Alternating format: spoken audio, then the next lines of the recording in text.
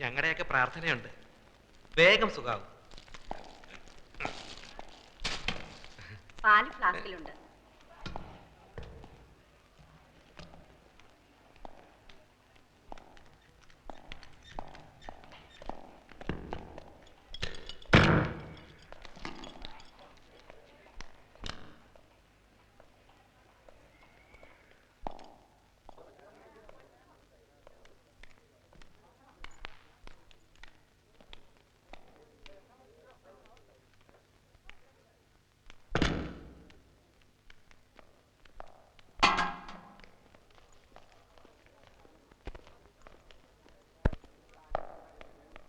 ഇരവിക്കുട്ടിപ്പിള്ള പറഞ്ഞു, ഇപ്പൊ സത്യമൊന്നും പറയണ്ട, ഇപ്പൊ പറഞ്ഞ തന്റെ അച്ഛന്റെ കാറ്റ് പോകുന്നു.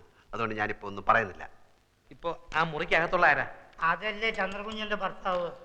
ഈ കക്ഷി അത്ര കപ്പാസിറ്റി ഉള്ള പാർട്ടി ഒന്നും അല്ലല്ലേ? നമ്മളൊന്നും സ്റ്റാറ്റസിന് പറ്റിയതല്ല. വർമ്മ സാറിനോ ഞങ്ങൾക്കൊക്കെ എതിർപ്പായിരുന്നു.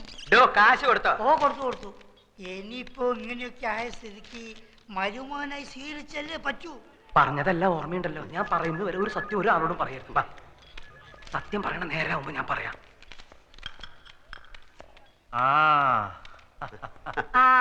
ആൽഫി വന്നോന്ന് അനിയൻ അന്വേഷിക്കായിരുന്നു. നല്ല ചായ ഉണ്ട്, വീട്ടിൽ നിന്ന് കൊണ്ടുവന്നാ.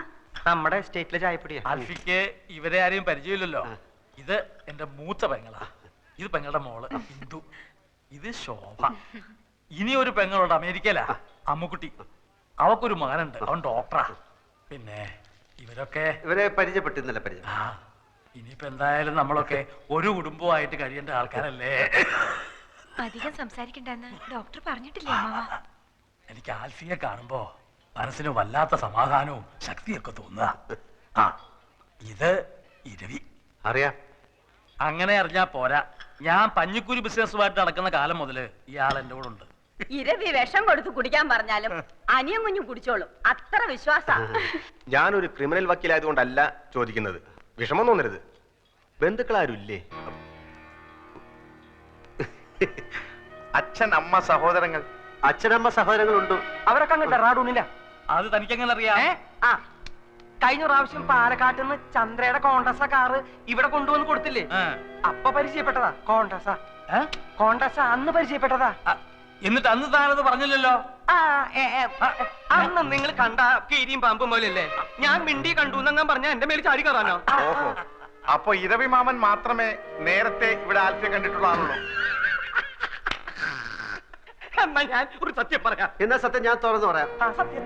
ഞാൻ സത്യം തുറന്നു പറയാം. ഞാൻ സത്യം തുറന്നു പറയാം. ഈ രണ്ടുപേരും പറയാൻ പോകുന്ന ഒരു സത്യമില്ല. അപ്പൊ അത് ഞാൻ സത്യം പറഞ്ഞാൽ എന്താ? അപ്പൊ അത് നിങ്ങൾ സത്യം പറഞ്ഞാൽ ഞാൻ കള്ളനാ? ഞാൻ സത്യം പറയാം. എനിക്കെങ്ങനെ കള്ളനാ? ഈ സത്യം ഞാൻ പറയാം. ഞാനൊരു ബിയർ അടിച്ചു. ബിയർ? ബിയർ. എന്നോട് ക്ഷമിക്കണം, ഞങ്ങൾ പരിചയപ്പെട്ടപ്പോ ആൽഫി പറഞ്ഞു ഒരു ബിയർ അടിക്കാമെന്ന്. ഇപ്പോഴത്തെ ടെൻഷന് ഞാൻ അന്ന് ആദ്യമായിട്ടൊരു ബിയർ അടിച്ചു പോയി. ആദ്യമായിട്ട് താനല്ലെങ്കിലും പാത്തും പതുങ്ങിയും ഇടയ്ക്കൊക്കെ ലേശം അടിക്കാറുണ്ടെന്നുള്ളത് എനിക്കറിയാം. ഇപ്പൊ മനസ്സിലായില്ലേ ഞാൻ പറഞ്ഞതിന്റെ ഗുണം? പോവാ. ആ പീസിൽ കുറച്ച് പണിയുണ്ടെന്ന് ഇയാൾ പറഞ്ഞു. ആൽഫി, എനിക്കിപ്പൊ നല്ല ആശ്വാസമുണ്ട്. എന്നാലും 2 ദിവസം കഴിഞ്ഞ് പോയാൽ മതി എന്നാണ് ഡോക്ടർമാര് പറഞ്ഞത്. അത് മതി. പ്രഷറൊക്കെ നോർമലായിട്ട് എനിക്ക് ചില കാര്യങ്ങൾ പറയാനുണ്ട്. ഇപ്പൊ വേണമെങ്കിലും പറയാം. ഇപ്പൊ വേണ്ട. മനസമാധാനമായിട്ട് ഭാവി തീരുമാനങ്ങൾ എടുക്കേണ്ട കാര്യങ്ങളാണ്. വർമ്മ സാറ് കിടന്നോണം. എനിക്കും ചില കാര്യങ്ങൾ പറയാനുണ്ട്. എനിക്കൊരു കാര്യം പറയാനുണ്ട്. നീ എനിക്ക് ഹൃദയസ്തംഭനം ഉണ്ടാക്കി ഇറങ്ങിയിരിക്കുക. ഞാൻ വിചാരിച്ചു ഒറിജിനൽ സത്യം പറയാൻ പോവാണെന്ന്. നീ നിന്റെ ഇഷ്ടത്തിനൊന്നും വിചാരിക്കേണ്ട സമയത്ത് ഞാൻ പറയാം. ഈ ക്യാഷ് ഉണ്ടോ? ഒരു 500 റുപ്പീസ് തരാൻ. ഒരു 500 രൂപ കൊടുത്ത്. അല്ല, ഇതിപ്പോ ആരെ കണക്കിലാ എഴുതേണ്ടത്? അത് നിന്റെ അമ്മായി അമ്മയുടെ പ്രസവത്തിന് പലഹാരം ഉണ്ടാക്കി കൊണ്ടുപോയ കണക്കിൽ അങ്ങ് എഴുതിയാ മതി. നീ കിന്നാരം ഒന്നും പറയണ്ട, പറയണത് കേട്ടാ മതി.